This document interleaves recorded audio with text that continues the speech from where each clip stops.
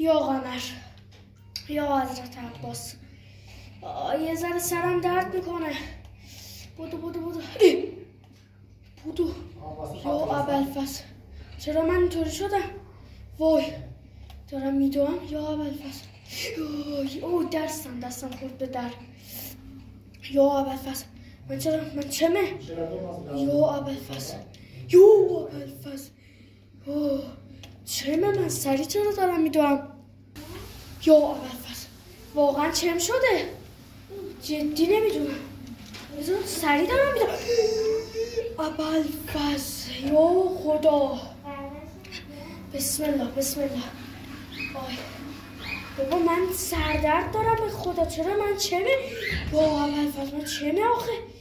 یا حضرت عباس یا قمر یا امام حسین. حال میده ولی جدی تیر میزنی. برو کامشه. یا ابوالفضل فکر کنم یعنی چی من امروز چم شده؟ برو خدا یکی بهم بگه چمه. من چم شده امروز. مگه میشه اصلا؟ من تو وحشی شدم امروز.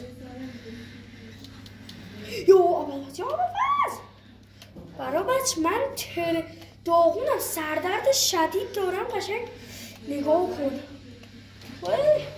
یا ابوالفضل برو بر. من چم شد آخه؟ اسنایپر داد اینجا. نگاه هدشات میخوام کنم یارو طرف میخوام از اینجا برو بر ماشینه بده. وای یا ابوالفضل چم شده من.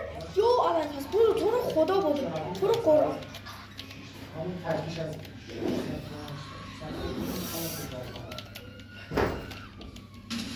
ابوالفضل اوف حاجی چقدر سرعت دارم. یا ابوالفضل اوف یا ابوالفضل بودو چم شده من امروز. به خدا من یه چیزم هست، به قرآن، به خدا، به قرآن قسم اصلا من یه چیزم هست. وای به قرآن. وای اوف من چقدر ولی واقعا حال میده قدرت داشتنم. یه ذره از قدرت همون استفاده کنیم.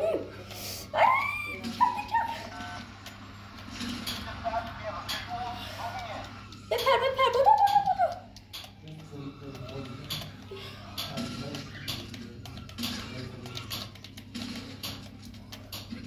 یا ابوالفضل ولی خیلی هیجان زدم که این همه قدرت دارد. تو رو خدا نزنید. چه حالی میده ولی.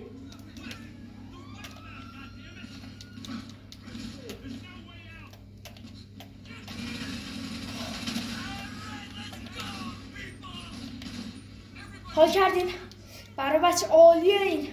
یا ابوالفضل من فقط باید اینطوری بپرم تا نزنم منو روکو.